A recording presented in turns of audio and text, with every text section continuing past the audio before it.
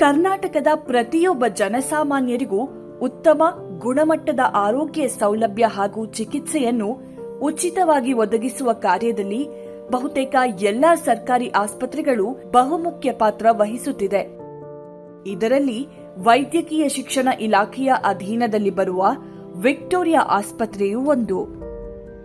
ಅತಿ ಕಡಿಮೆ ದರದಲ್ಲಿ ಹೆಚ್ಚಿನ ಸಂದರ್ಭದಲ್ಲಿ ಉಚಿತವಾಗಿ ವೈದ್ಯಕೀಯ ಸೌಲಭ್ಯ ಹಾಗೂ ಚಿಕಿತ್ಸೆ ಒದಗಿಸುವ ವಿಕ್ಟೋರಿಯಾ ಆಸ್ಪತ್ರೆ ಬಡವರ ಪಾಲಿನ ಆಶಾಕಿರಣವಾಗಿದೆ.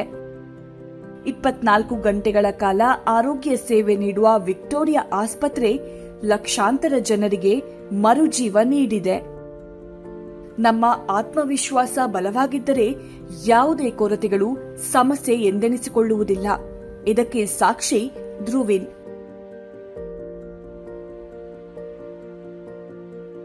ಧ್ರುವಿನ್ ಹುಟ್ಟಿನಿಂದಲೇ ಸೀಳು ತುಟಿಯ ಸಮಸ್ಯೆಯನ್ನು ಎದುರಿಸಿದಾತ. ಈ ಕಾರಣದಿಂದ ಧ್ರುವಿನ್ ತಿಂಗಳ ಮಗುವಿದ್ದಾಗಲೇ ಶಸ್ತ್ರಚಿಕಿತ್ಸೆಗೆ ಒಳಗಾಗಬೇಕಾಯಿತು. ಇನ್ನು ಈ ಸೀಳು ತುಟಿ ಜನ್ಮಜಾತ ಸಮಸ್ಯೆಯಾಗಿದ್ದು, ಸರಿಯಾದ ಸಮಯದಲ್ಲಿ ಸರಿಯಾದ ರೀತಿಯಲ್ಲಿ ಶಸ್ತ್ರಚಿಕಿತ್ಸೆ ಆಗದೇ ಇದ್ದರೆ ಮಕ್ಕಳು ಮಾತನಾಡಲು, ಚಿಕ್ಕ ವಯಸ್ಸಿನಲ್ಲಿ ಆಹಾರ ಸೇವಿಸಲು ಸಮಸ್ಯೆ ಎದುರಿಸಬೇಕಾಗುತ್ತದೆ. ಈ ಸಮಸ್ಯೆಗಳನ್ನು ಹಿಮ್ಮೆಟ್ಟಿಸುವಲ್ಲಿ ಧ್ರುವಿನ್ನ ಜೊತೆಯಾಗಿದ್ದು ವಿಕ್ಟೋರಿಯಾ ಆಸ್ಪತ್ರೆ ಹಾಗೂ ವೈದ್ಯರ ತಂಡ.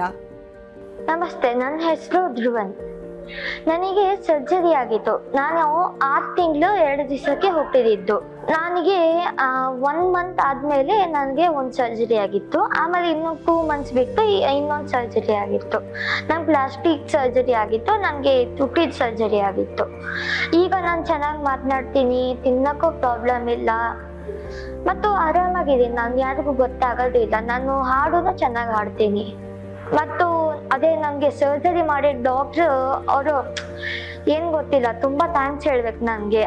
ಇಷ್ಟು ಚೆನ್ನಾಗಿ ಸರ್ಜರಿ ಮಾಡಿ ಕೊಟ್ಟಿದ್ದಾರೆ. ಅದಕ್ಕೆ ನನ್ನ ಕಾನ್ಫಿಡೆನ್ಸ್ ಜಾಸ್ತಿ ಆಗಿತ್ತು.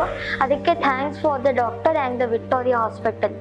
ನಂಗೆ ತುಂಬಾ ಈಗ ಅಂದ್ರೆ ಯಾರಿಗೂ ಗೊತ್ತಾಗಲ್ಲ ನಂಗೆ ಸರ್ಜರಿ ಆಗಿದೆ ಅಂತ.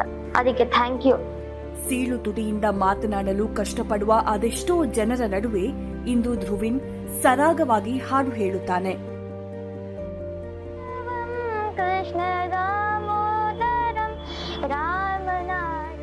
ಸೀಳು ತುಟಿ ಸಮಸ್ಯೆ ಎದುರಿಸುತ್ತಿರುವ ಧ್ರುವಿನ್ನಂತಹ ಅದೆಷ್ಟೋ ಮಕ್ಕಳಿಗೆ, ಯುವಕರಿಗೆ, ವೃದ್ಧರಿಗೆ ಗುಣಮಟ್ಟದ ಆರೋಗ್ಯ ಚಿಕಿತ್ಸೆ ಸೌಲಭ್ಯ ಒದಗಿಸುವ ಮೂಲಕ ಅವರ ಆರೋಗ್ಯ ಸಮಸ್ಯೆಯನ್ನು ಬಗೆಹರಿಸುವುದು ಅಷ್ಟೇ ಅಲ್ಲದೆ ನೂತನ ಬದುಕು ಕಟ್ಟಿಕೊಡುವಲ್ಲಿ ವಿಕ್ಟೋರಿಯಾ ಆಸ್ಪತ್ರೆ ಯಶಸ್ವಿಯಾಗಿದೆ.